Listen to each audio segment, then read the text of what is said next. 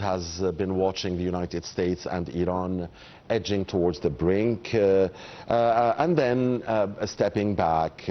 U.S. President Donald Trump had said that he came within 60 minutes of ordering a strike against Iran, but that he had decided to backtrack on this because of requests from the Saudi heir to the throne, the Qatari Emir and the Emirati president. And then Mr. Trump said that he's going to give Iran 2 or 3 days to try and reach a deal or else face the risk of being hit again. But later on, Mr. Trump, and this is the latest we've heard, said that he's not in a hurry and he's not in a rush.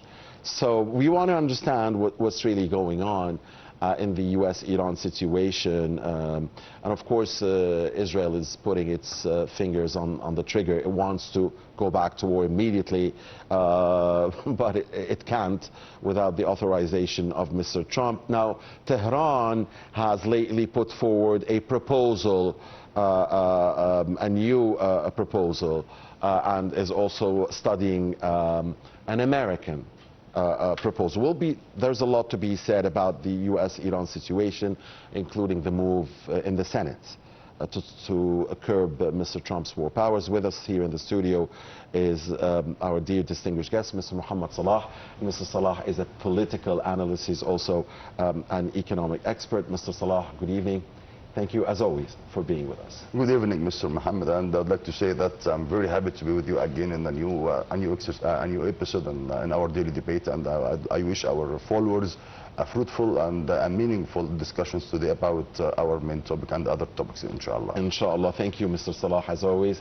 Please allow us, dear sir and dear viewers, to read to you our top stories of the night. First, as His Excellency the President received on Thursday the Minister of State, Minister of Foreign Affairs, National Community Abroad and African Affairs of the People's Democratic Republic of Algeria, Ahmed Attaf. The spokesman for the presidency, Ambassador Shenawi, said that Attaf delivered a letter from Algerian President Abdelmajid Tebboune to President Sisi in which he expressed his sincere appreciation to the president and emphasized the deep-rooted ties that bind Egypt and Algeria and the rapidly growing cooperation and partnership in light of the remarkable development of investments and trade between the two countries. He also stressed the mutual interest to further develop relations and enhance consultation and coordination mechanisms regarding developments in the Arab world, the Middle East and Africa. President Sisi, for his part, conveyed his greetings to the Algerian president, stressing also the deep, close relations and historical ties between Egypt and Algeria. The president also noted the importance of capitalizing on the outcomes of the Joint Higher Committee meeting held in Cairo in November of 25 to further enhance cooperation, particularly in the sectors of trade and investment, and to serve the interests of both peoples. They also talked about Libya, of course, and within the framework of advancing the diplomatic approach for Libya's problem, with the aim of reaching a comprehensive political settlement process and coordinating positions between Egypt and Algeria on Libya. And then also on Thursday, His Excellency the President received the Tunisian Foreign Minister, Mr. Mohamed Ali Nafti, in the presence of Minister of Foreign Affairs Badr Abdelati and senior Tunisian diplomats. And during the meeting, the President stressed the important role of neighboring countries in safeguarding the Libyan unity and stability, and reaffirmed the importance of maintaining the Egypt, Algeria, Tunisia trilateral coordination mechanism. The head of state asked Nafti to convey his greetings to Tunisian President Qais Said and reaffirmed Egypt's pride in its strong relations with Tunisia at both the official and popular levels. President Sisi also stressed the importance of expanding bilateral cooperation and implementing the outcomes of the 18th session of the Egyptian-Tunisian Joint Higher Committee held in Cairo in September of 25. For his part, Nafti conveyed the Tunisian president's greetings to President Sisi and reiterated Tunisia's commitment to strengthening bilateral ties with Egypt, economic cooperation and political coordination. Also, according to the presidency, the Tunisian minister delivered an invitation from President Qais Said of Tunisia to His Excellency President Sisi to visit Tunisia at the earliest opportunity. And the Board of Peace Envoy for Gaza, Mr. Nikolai Mladenov, warned the UN Security Council on Thursday that the Gaza Strip's current division could become permanent, leaving more than 2 million people crowded into less than half of its territory, unless a ceasefire does take hold and is upheld.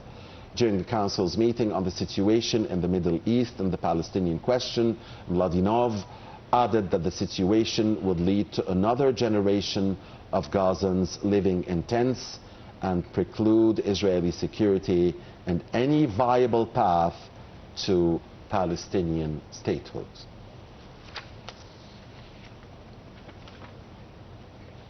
The warnings there from the Board of Peace Envoy for Gaza, Mr. Nikolai Mladenov. Very serious situation in Gaza, and Mr. Mladenov is warning about in his speech to the UN Security Council. Those were our top stories for this Thursday. Our main topic is the US-Iran no war, no peace situation. Our guest is Mr. Mohamed Salah, the political analyst and the economic expert. We'll be watching a report. First, Mr. Salah, ladies and gentlemen, and then we'll be back to talk about US and Iran.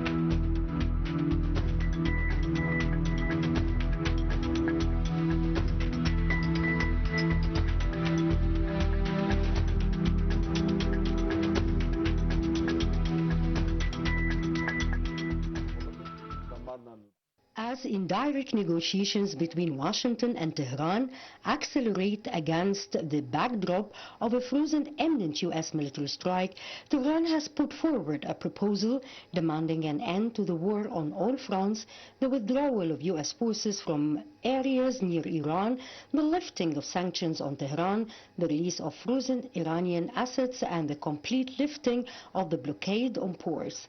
This proposal has revived negotiations once again after U.S. President Donald Trump confirmed that the United States might be forced to strike Iran again if no agreement is reached within days.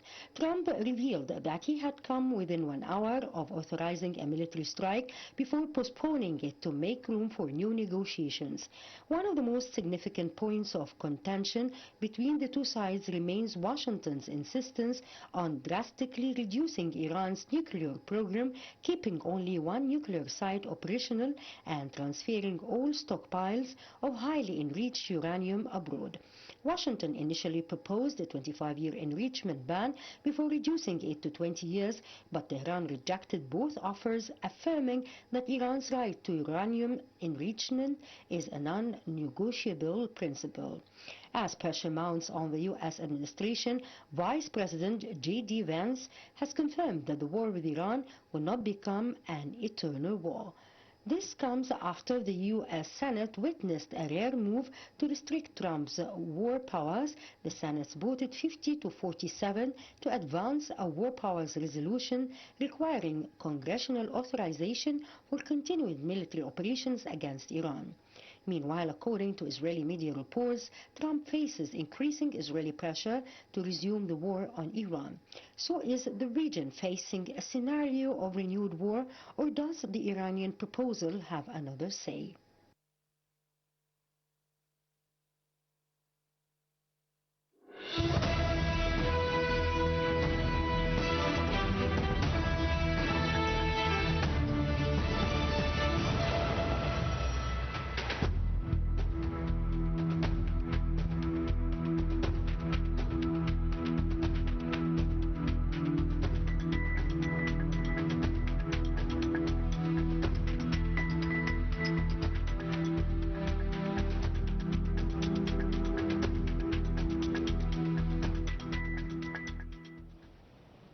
Thank you for staying with us, and many thanks to Abir Hussein for this report.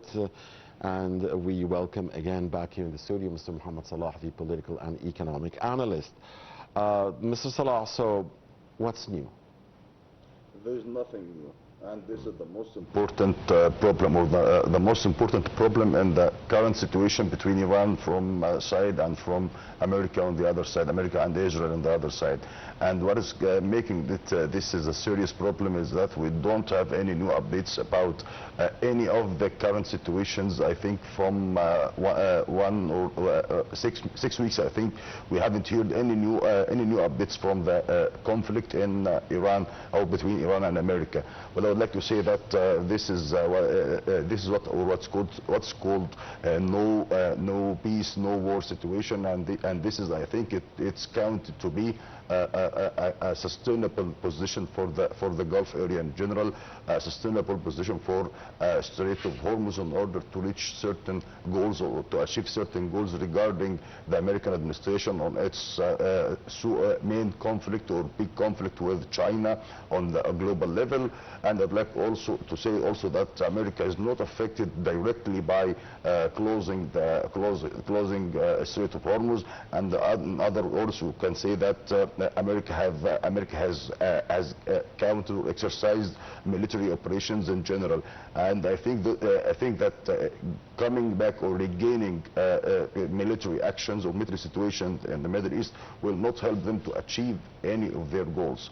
And I'd like to say also that they are counting on what's happening on Iran, or depriving Iran from its economy or revenue by what's happening on blockades that's taken around the Iranian shores and Iranian ports. And I think also they have concentrating more on economic struggle, not on military struggle.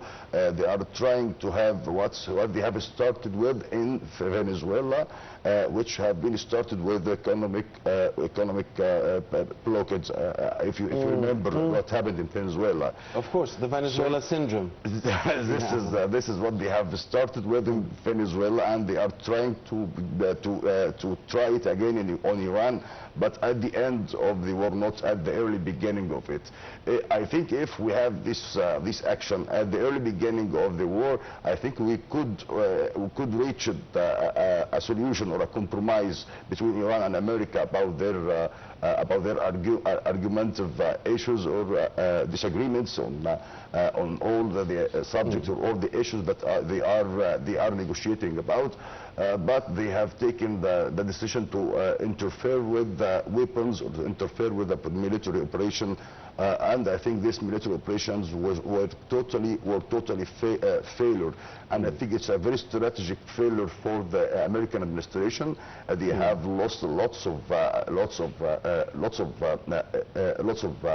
weapons, especially defensive weapons. They have lost lots of economic actions or economic losses for the American side or for the American markets. The prices of oil and gas in the United States have been raising or taken a new rise in the coming few years. Yes. So what I'd like to say that you are in a non-strategic war, and this is the most important or the most prominent description for this war from the American side, because there were no threats from the Iranian side to America. There were no problems. I think that Iran at the end of the negotiations held on Geneva before the military action or the military operation. Iran already have proposed lots of ideas and lots of solutions, and America is fighting now to regain these solutions again into action, to keep Iran, or to make Iran to make them accepting to regain back what they have already offered before the war. And I can't know how to describe all of these actions, especially if there is a kind of chaos in the Middle East in general. No word can describe all of this, which is chaos. You know what? And Mr. Trump will tell us that he's doing this to make Iran great again.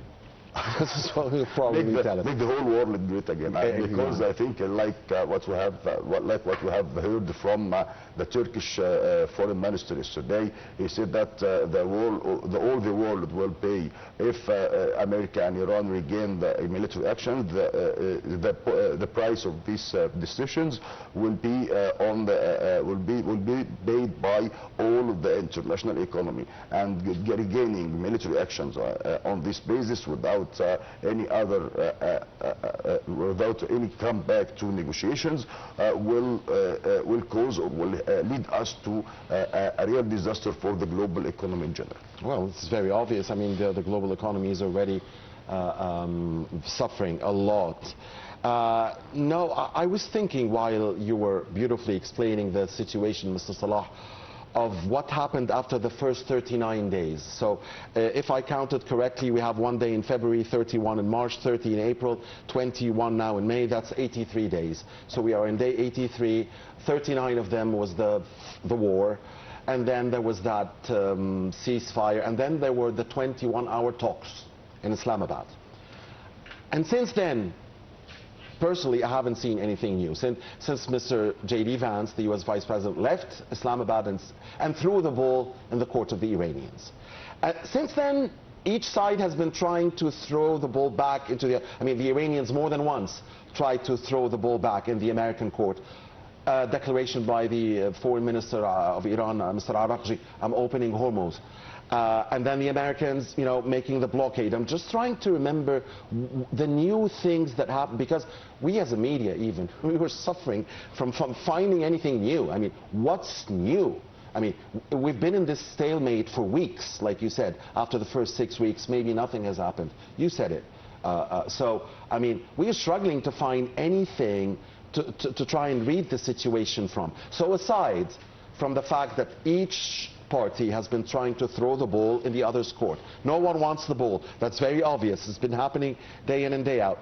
The naval blockade, which obviously changed something about Hormuz and the relative Iranian stranglehold on Hormuz, it obviously decreased it, and it made Iran suffer more economically, although no one can check the numbers. Mr. Trump keeps saying like $500 million a day, $500 million a day, but then Mr. Hegseth, the U.S. Secretary of War, gives out a speech, and then when you deduce the numbers from that speech, you would discover that the Iranian losses would be $150 million per day, not 500. So I mean, you see, the White House is saying something. And the Pentagon is saying another thing, I think, yes. Yeah. And the Iranians, of course, are also in denial. They say that we're not suffering, but of course they are. But maybe not to the extent that Washington thinks. Also, the Iranians are saying something very interesting, because they have had their experience with Mr. Trump, with the Americans, especially with the Trump administration, of facing war 2 times in the midst of negotiations.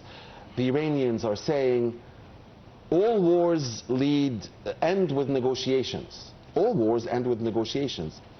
But with the Trump administration, all negotiations end with wars.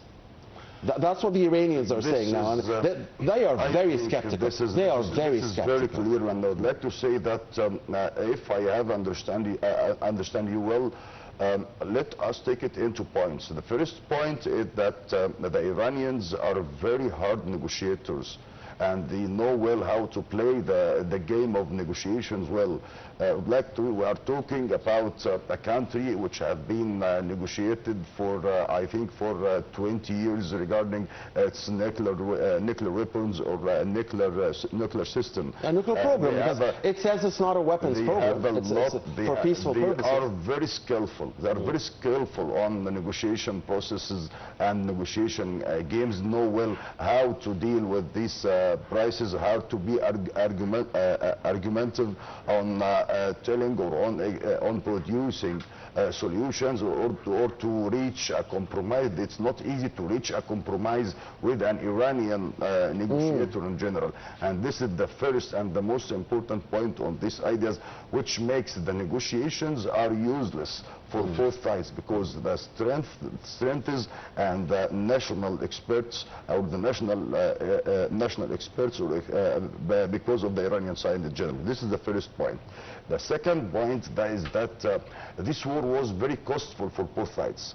I think that the Americans and the Iranians have paid a lot on this war on the 39 days I have explained on your question, and this is very expensive end for them too. So both sides of them are looking forward a successful scenario to end up this war. No one will accept all of these losses and all of this expensive cost for this war upon the Iranian people and the American people at the same time.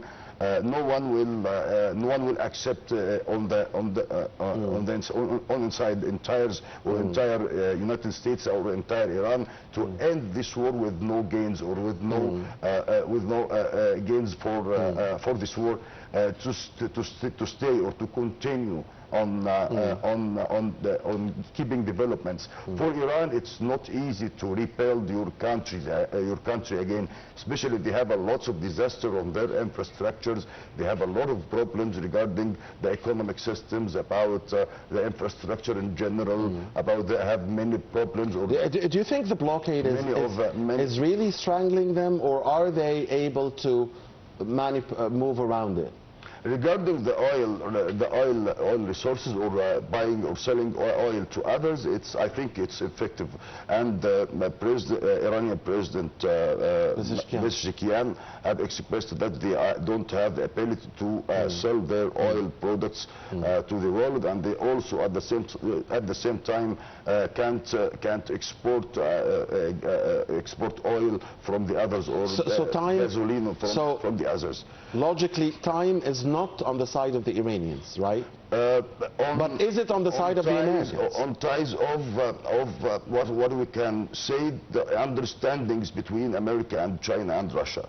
And I'd like to say that if we are talking about... You're getting us to a very important point. Because one of the new things that happened after the 39 days is the Trump and Putin visits to China. I mean, that's a major highlight.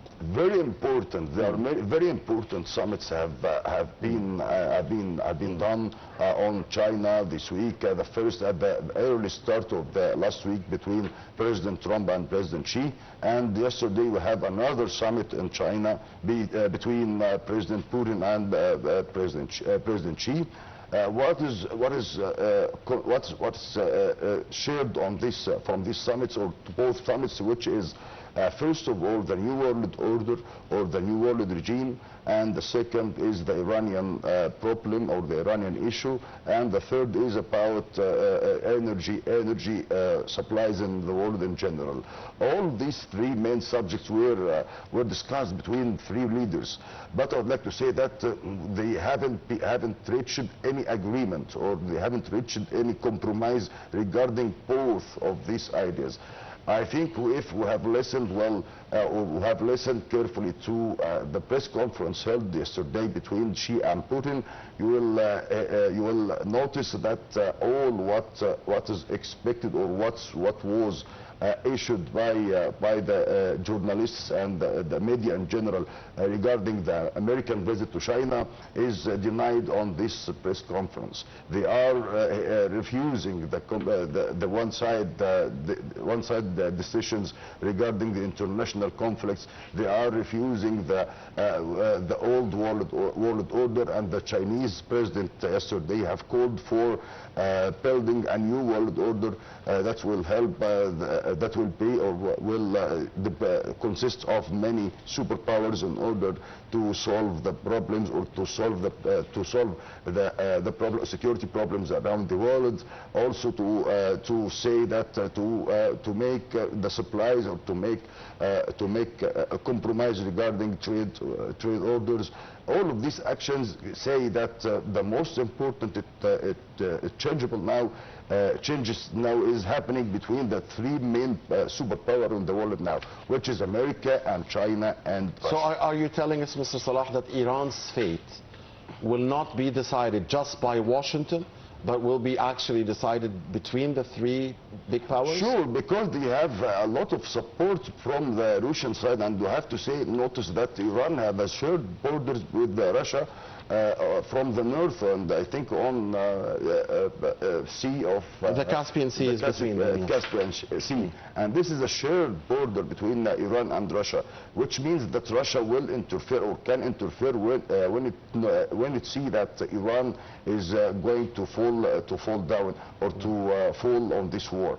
And the other thing is that they have another border with China throughout Pakistan, and we have to know well or to think more about the Pakistani role on this game, whether on supporting Iran with goods or with technical supports or with military supports come from China throughout the. That's amazing. Just when you said Pakistan, I just remembered that Mr. Trump also said that he didn't want the talks at all, but just accepted to go to the talks because he wanted to appease Islamabad for the sake of the Prime Minister of Pakistan. Yeah, and let me say, not only the Prime Minister but also the Army Chief. This is I mean, he went to the talks because he likes Pakistan. He stopped the strikes because he likes Qatar, Saudi Arabia, and Emirates.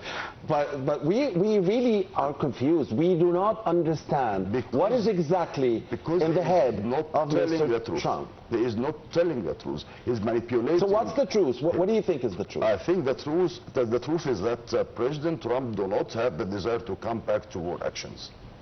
And I think that we are not into a classic war if we have to nominate this. I think we are in the military actions happening throughout attacks and throughout.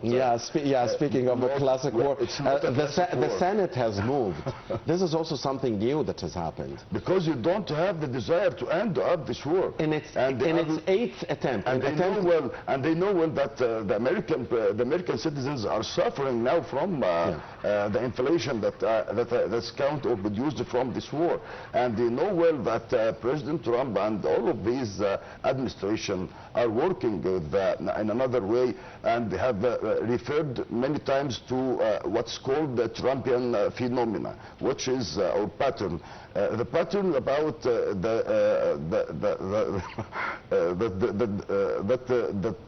President Trump is held to say something which is terrible on Friday. Before the close of the markets, and to have another way to end up to start on Monday with another positive declarations or positive speech, and finally of this work. Speaking of the markets, so all of these ideas, it's a kind of manipulating with stock markets in America. The Democrats have accused Mr. Trump clearly of doing that. Yes, I think. So the Senate has moved. We don't know. In attempt number 8, it succeeded in passing by a resolution that would curb Mr. Trump's war powers, but still the House of Representatives would have to do the same. And then, even after all of that, Mr. Trump would have the veto to move against them if he wants to. We don't know what's going to happen, but actually, speaking of the bull, we only have a couple of minutes left. Because it was very interesting, and it is very interesting to follow where the ball is. Mr. Vance threw it back to the Iranian court. The Iranians threw it back to the Americans. Has been going back and forth many times. And a lot of analysts, when they thought just the ball would remain in Iran's court, the Iranians somehow, with a magic move, amazingly managed to throw it back to the American court. It's easy for America to throw it back in the Iranian court, but it's difficult for the Iranians to throw it back, and they've been able to throw it back. But I personally do not know where the ball is now, because I'm very confused, and I have a sense that it's here, it's in the middle. That's my sense. For the first time in the conflict, it seems to me that it's in the middle. What do you think?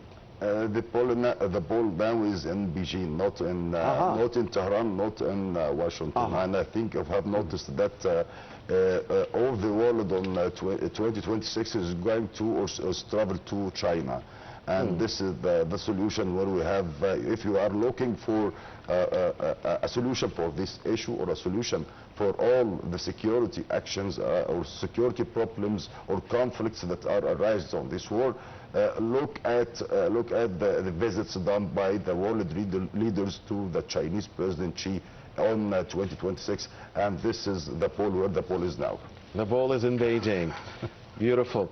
Thank you very much, Mr. Mohamed Salah. As always, it's a great pleasure to have you with us. Mr. Salah is the political and economic analyst. Hope to see you again soon. Nice to be with you today, and my greeting for you and for our followers, both because of Al-Adha feast, inshallah. Thank you. Happy Eid. And of course, Eid al-Adha will be on Wednesday, inshallah, Wednesday, May the 27th.